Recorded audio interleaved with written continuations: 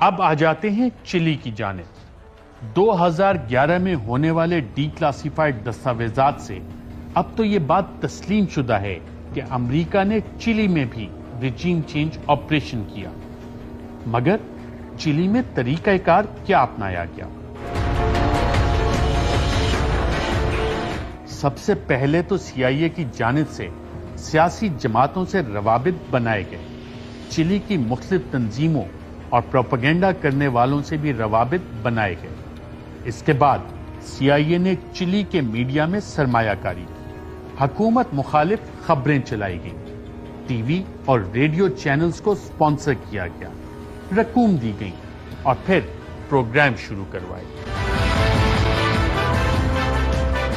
ایک جانب میڈیا کو استعمال کر کے اور پیسہ لگا کر فیک نیوز کا بازار گرم کیا گیا، دوسری جانب حکومت مخالف سیاستدانوں کو اکٹھا کیا گیا۔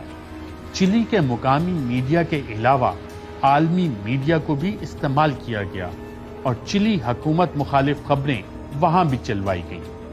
ساتھ ہی ساتھ سی آئی اے نے چلی کی فوج اور دیگر اداروں سے بھی روابط بڑھائے اور ان کو بتایا کہ اگر چلی میں مارشل لا بھی لگا دیا گیا تو امریکہ ان کو سپورٹ کرے گا۔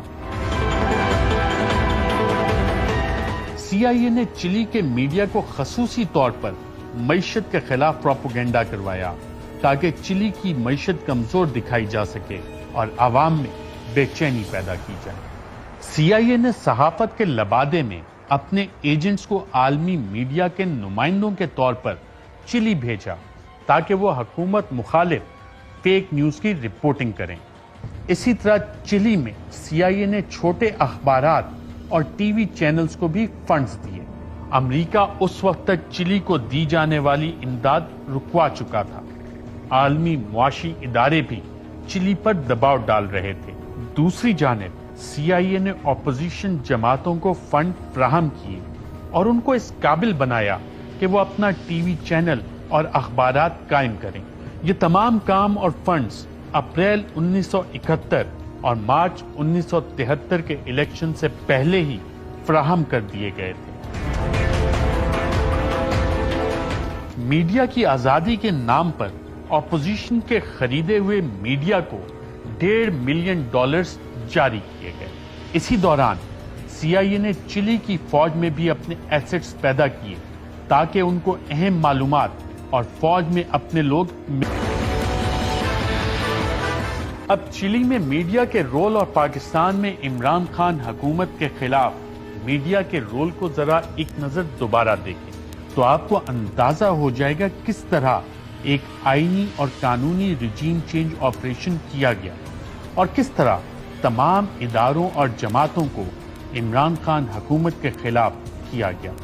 اسلام آباد ہائی کورٹ کھولی جا رہی ہے، جی تبادلے کے حوالے سے یہ کھولی جا رہی ہے۔ کابینہ میں بھی شدید تقسیم ہے۔ وزیر اعظم عمران خان استعفیٰ بھی دے سکتے ہیں۔ کنٹمپٹ لگ گئی تو ہو سکتا ہے کہ ان کو گرفتار بھی کر لیا جائے۔ ایک మలాఖాత్ ختم دوسری شروع۔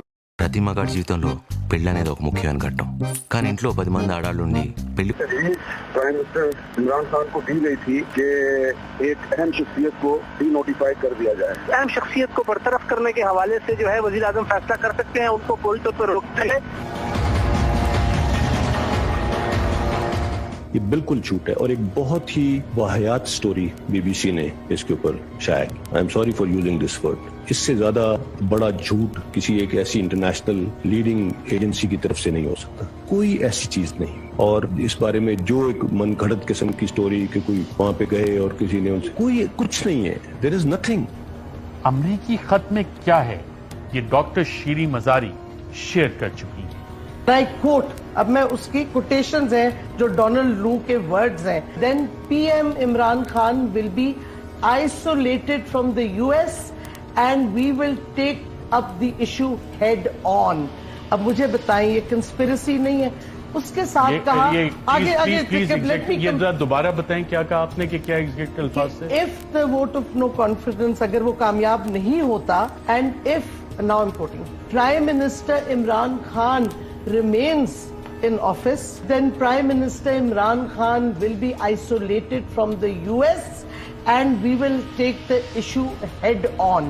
head on words हैं ये डोनाल्ड लू के words ये हैं, मुदाखलत तो नहीं, ये तो धमकी नहीं। आगे सुने ना, आगे फिर कहा, but if the vote of no confidence succeeds, all will be forgiven. ये भी डोनाल्ड लू कह रहे हैं और आप कोट अनकोट कह रही हैं। Quote unquote, all will be forgiven. साबिक वुज़रा फवाद चौधरी और शाह महमूद कुरैशी ये भी बता चुके कि अमरीकी साजिश बेनकाब कैसे हो गई। ये तहकीकात होनी चाहिए कि ये खत जिस तरीके से आया, एक ऑफिशियल लेटर, उसके हैंडलर्स कौन थे, कौन कौन लोग जो थे वो पाकिस्तान में मुलव्वस थे, लंदन में किसकी मुलाकातें हुई। इसका वाहिद हल ये है कि एक जुडिशल कमीशन सुप्रीम कोर्ट के चीफ जस्टिस की सरबराही में या उनकी सवाबदीद पर तश्कील पाए और वो जुडिशल कमीशन एक ओपन हेयरिंग के जरिए मामलात की छानबीन करे और हकायक की तह तक पहुंचे कि साजिश थी, पॉलिटिकल इंटरफेरेंस थी कि न थी, और कौम उसमें दिलचस्पी रखती है।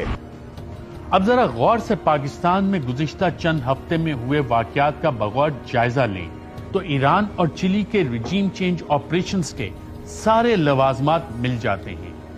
मीडिया का किरदार और फेक न्यूज भी अब किसी से ढकी छुपी नहीं, इदारों पर दबाव और फिर तकरीबन सबका इमरान खान के खिलाफ इकट्ठे हो जाना, ये सब कुछ उस तहरीक अदम एतमाद के बाद सामने आया जो बज़ाहिर तो एक आईनी और कानूनी तरीका है, मगर हर चीज हर बात चीख चीख कर रिजीम चेंज पुकार रही है। और इसीलिए बहुत से लोग कह रहे हैं इंपोर्टेड हुकूमत नामंजूर।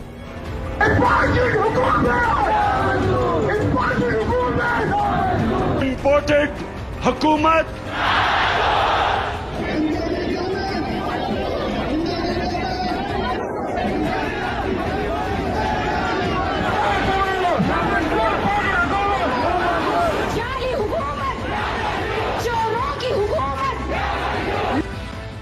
कौमी असेंबली के साबिक deputy speaker supreme court of Pakistan के चीफ जस्टिस को वो दस्तावेज भेज चुके हैं जिसमें दावा है कि रिजीम चेंज का मंसूबा अय्यां है।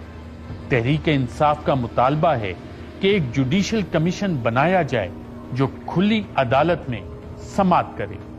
मैं अब चाहता हूं कि सुप्रीम कोर्ट के अंदर ओपन हियरिंग हो इसके ऊपर। हम कोई कैमरा हियरिंग नहीं मांगते, हम ओपन हियरिंग मांगते हैं। हमारी आजादी के खिलाफ ये इतनी बड़ी वारदात की गई है जो कि इनकी हुकूमत ने भी अब साबित कर दिया। इसलिए मैं आज अपने सुप्रीम कोर्ट को कहता हूं कि आपकी ओपन इसकी हियरिंग करें। अगर आपने ये ना की, कोई पाकिस्तान का प्राइम मिनिस्टर धमकियों के सामने खड़ा नहीं होगा। बैरूनी जब दबाव आएगा वो हाथ खड़े कर देगा।